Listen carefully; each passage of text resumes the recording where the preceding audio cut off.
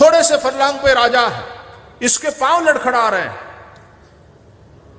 एक दो कदम और किसी तरह आगे बढ़ा, गिर पड़ा वहां। एक आदमी बड़ा गरीब था और राजा के पास गया, महाराज आपके राज्य में मैं बड़ा गरीब हूं, दुखी हूं, आप मेरी सहायता करें। बोले क्या चाहिए? बोले थोड़ी ज़मीन मिल जाए तो फिर मैं अच्छी खेती कर सकता हूं और ज़मीन से मैं सोना पैदा कर सकता हूं। अच्छा ठीक है। राजा ने कहा कल सूरज निकलने से पहले आ जाना।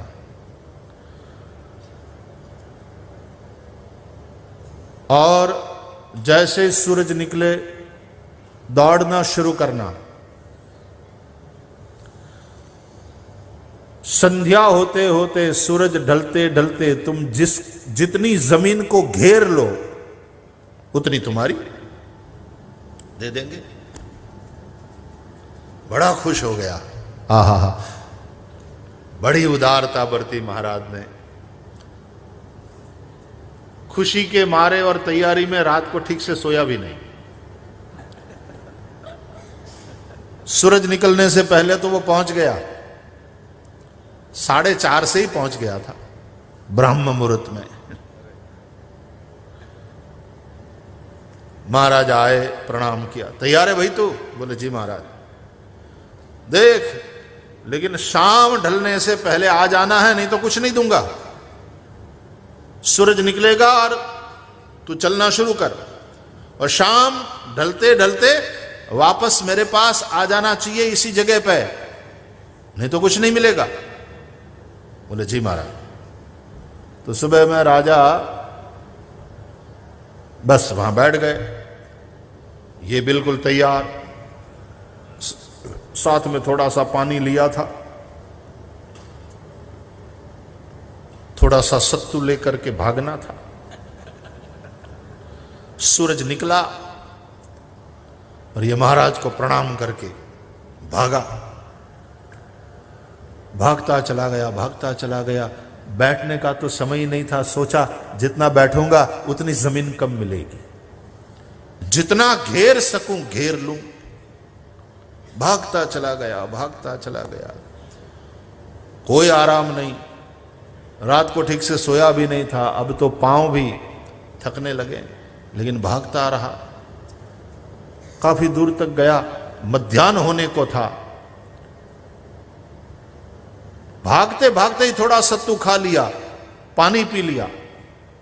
रुकने का नाम नहीं, नहीं तो कम मिलेगा। भाग रहे, बस भाई वही हो रहा है। संसार पूरा भागा ही जा रहा है, सब भागे जा रहे हैं। बैठने का नाम नहीं, आराम का नाम नहीं। क्यों? कम मिलेगा। अरे थोड़ा आराम करो, बाद में आराम तो है ही है, अभी कमा लो। भागते जा रहे हैं, सभी भागते जा रहे हैं। जितना हो सके घेर लो। मध्याह्न हुआ, अब तो समझदार आदमी ने वहां से वापस लौटना शुरू करना चाहिए था, लेकिन तब आगे आगे और हरे भरे खेत दिखाई पड़ने लगे। बोले ये जमीन तो और ज्यादा कीमती है, ये तो अपने कब्जे में होना ही चाहिए। वापसी में फिर थोड़ा और जोर लगाकर भाग लूंगा, लौट जाऊंगा, लेकिन इसको भी थोड़ा और घेर लूं। वहां गया, थोड़ा और भागा, 1 आध घंटा। फिर सोचा अब तो कम से कम वापस लौटना चाहिए, लेकिन फिर देखा तो वहां से तो चंदन का जंगल पूरा, चंदन काष्ठ। ओ माय गॉड, ये तो बहुत कीमती है। एक एक पेड़ की कीमत कितनी है। चलो इसको भी घेर लूं। ये जो पूरा इतना कुछ स्क्वायर किलोमीटर में ये चंदन के जितने पेड़ लगे वो ले लो। उसको घेरा। राजा के लोग साथ साथ चल रहे हैं, निशान बना रहे हैं ये कहां कहां से निकल रहा है। वो अपने घोड़े पर बैठे देख रहे हैं, हंस रहे हैं। घोड़े पर बैठे हुए कोल्ड ड्रिंक पी रहे हैं।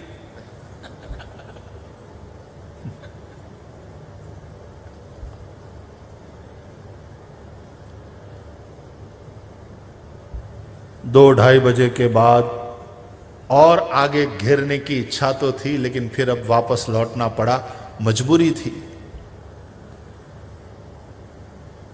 और सूरज ढलने से पहले राजा के पास पहुंचना था। शरीर की ताकत जवाब दे रही थी, लेकिन जितना हो सकता था जोर लगा करके भागता रहा। बिना ठीक से खाया, बिना ठीक से पानी पिया, आदमी अब शरीर में ताकत न रही। दिन ढलने को था, अभी और कुछ किलोमीटर तय करने थे। ये जितना जोर था, दम लगाकर भागा जा रहा है। अब तो पांव लड़खड़ाने लगे, फिर गिरता फिर उठता। देखो, जिंदगी की संध्या में यही होता है, पांव लड़खड़ाते हैं, फिर गिरते हैं, फिर उठते हैं, हड्डियां टूटती है, हॉस्पिटलाइज्ड होते हैं, फिर निकलते हैं, फिर भागते हैं। घेरो घेरो घेरो और घेरो।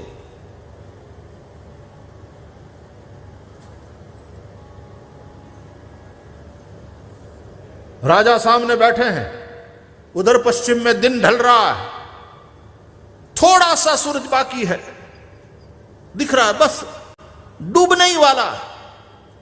थोड़े से फरलांग पे राजा है, इसके पांव लड़खड़ा रहे हैं। एक दो कदम और किसी तरह आगे बढ़ा, गिर पड़ा वहां, जान निकल गई, सूरज ढल गया, लेकिन राजा तक नहीं पहुंच पाया।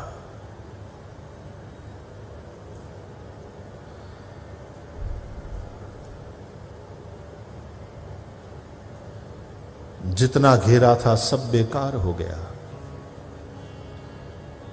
जान भी इसकी चली गई। राजा थोड़े कदम चले, उसके पास पहुंचे।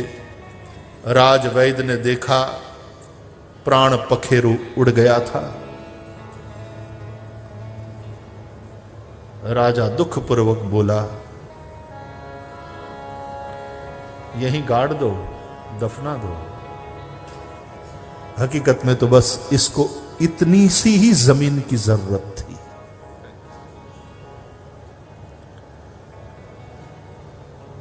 गाड़ा गया,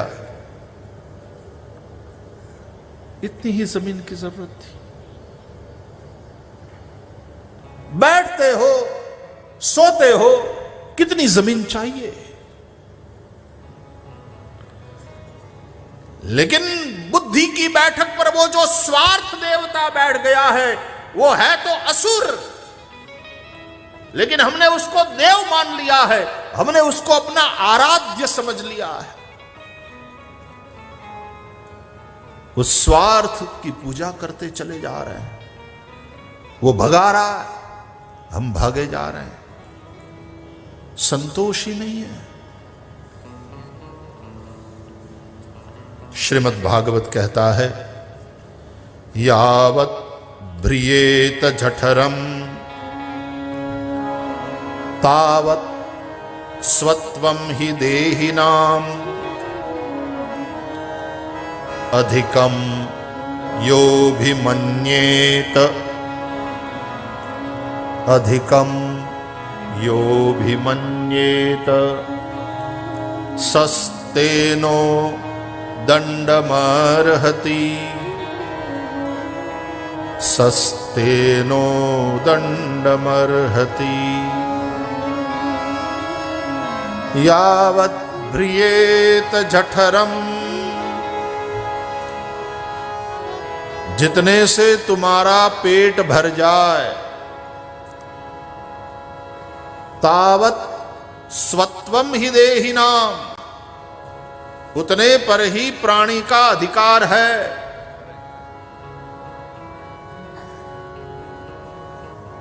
जितने से तुम्हारा पेट भर जाए, उतने पर ही तुम्हारा अधिकार है। उससे अधिक जो तुम्हारे पास है, वो तुम्हारे पास है, तुम्हारा नहीं है। वो संयोग से तुम्हारे पास है।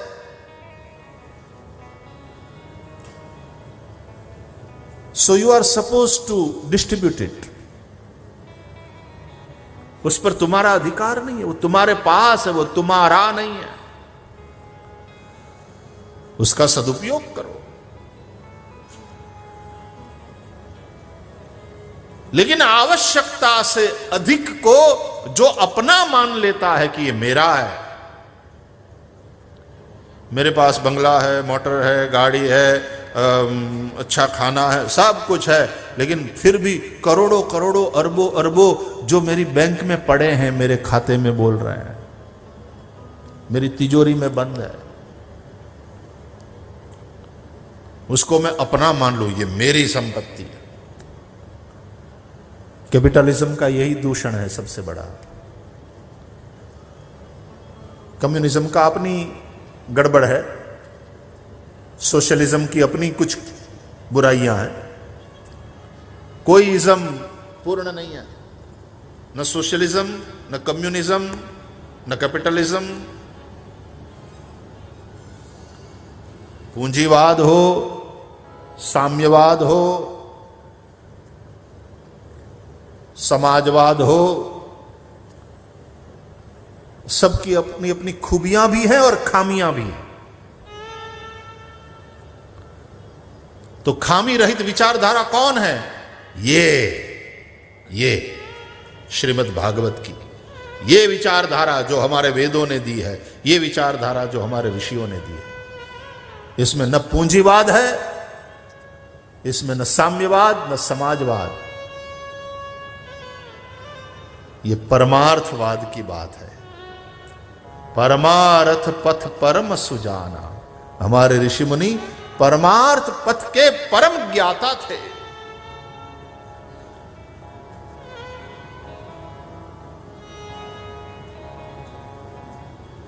आवश्यकता से अधिक जो मेरे पास है वो मेरे पास है, मेरा नहीं है।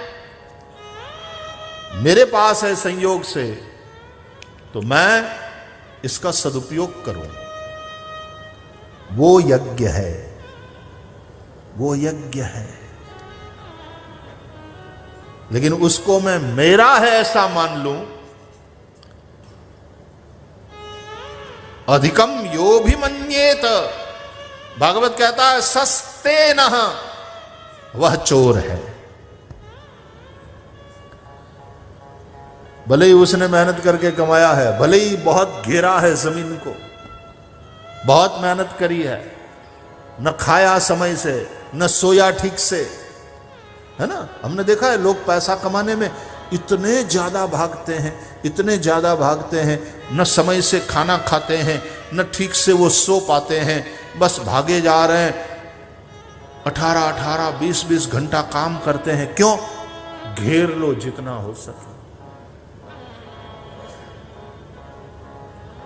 पता है उसको कि दिन ढल जाएगा, उसके पहले पहुंचना है, लेकिन लालच उसको ऐसा नहीं करने देती। और घेरो और घेरो, अंत में सूरज ढल जाता है, जीवन का सूरज ढल जाता है। और परमात्मा रूपी पिता अरे पागल, तू मेरा हो जाता तो ये सब तेरा ही है। जिसने परमात्मा को अपना मान लिया तो उसके लिए ये सारी पृथ्वी उसी की है। उस परमात्मा को जिसने बाप मान लिया तो पृथ्वी उसी की है। क्या? मां। क्योंकि ये पृथ्वी मदर अर्थ विष्णु पत्नी,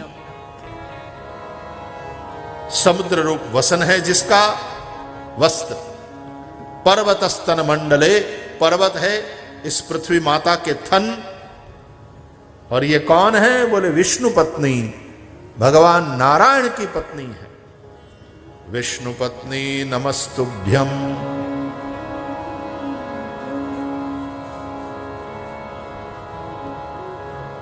ये मां भूखा नहीं रखेगी। लेकिन ये हमारी मां है, हम इसके मालिक न बने। पुत्रो हम पृथिव्या, मैं पृथ्वी का पुत्र हूं। बुद्धि के पीठिका पर जो स्वार्थ बैठ गया है, और हम लोग स्वार्थ की ही पूजा कर रहे हैं, स्वार्थ से ही उसी की आज्ञा को मानते हैं,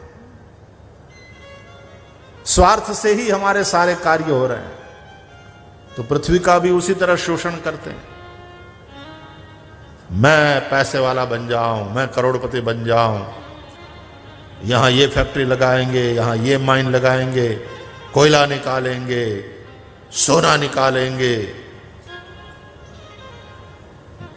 कॉपर निकालेंगे, ऑयल निकालेंगे, अन्न पैदा करेंगे। ले ही रहे हैं ना पृथ्वी से। अच्छा, चाहे जितना निकाल लो, जितना पैसा इकट्ठा कर लो, जितना कमा लो, तुम्हारा कितना है? तुम्हारा कितना है? जितने से पेट भर जाए तुम्हारा, उतने पर ही तुम्हारा अधिकार है। सोने और बैठने के लिए जितनी जमीन रोकते हो, बस उतनी ही असल में जमीन की जरूरत तुम्हें है।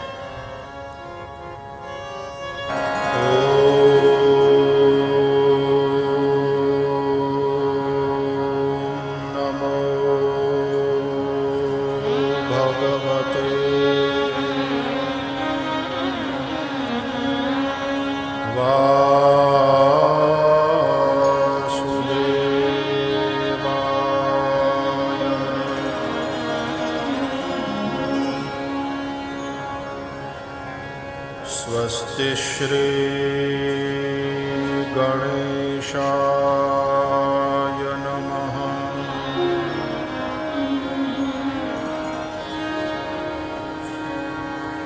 श्री सरस्वत्यै नमः।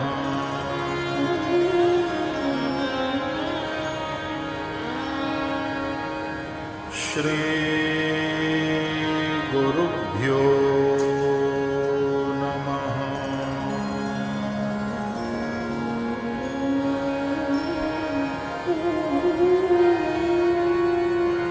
वंशे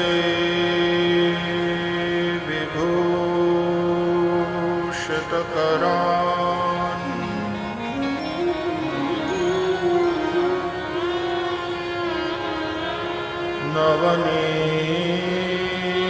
नवनीरदाभा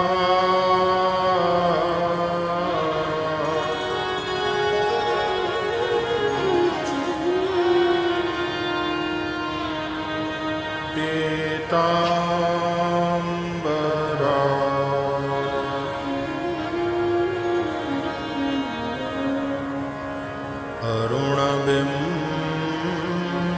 अरुणबिम्बफला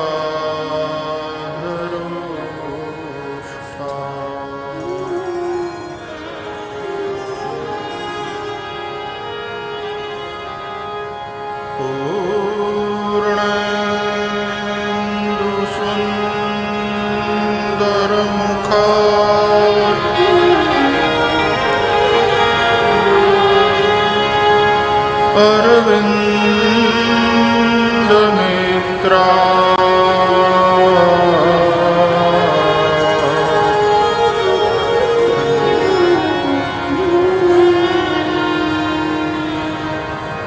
कृष्णात् परम्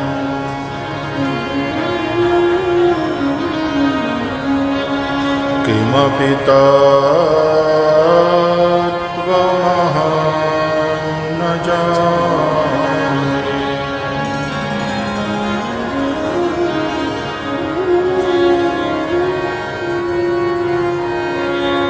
कृष्णात् त्वदीयपदपङ्कजपञ्जरान्ते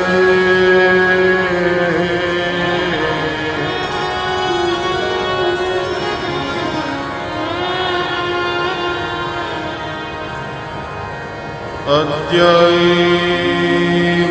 मे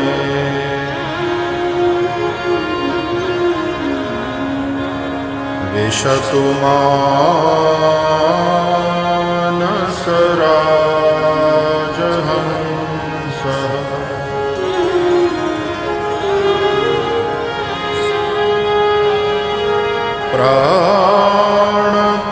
प्राणप्रयाण समये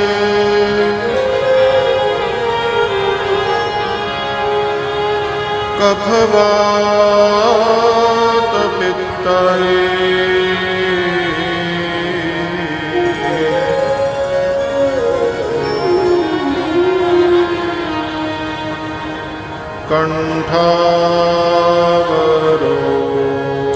कण्ठावरोधनविधौ स्मरणं कुतस्ते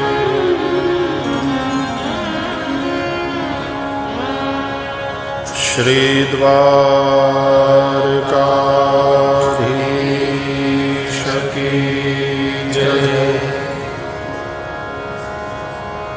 श्री बालकृष्णलाल की जय। सद्गुरु भगवान की जय। ओ